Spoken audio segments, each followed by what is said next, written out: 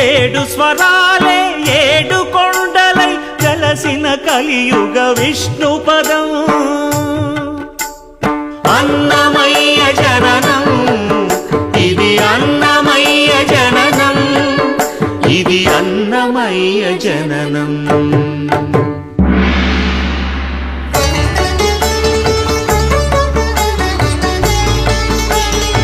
హరిషడ్వర్గము తెగనరికే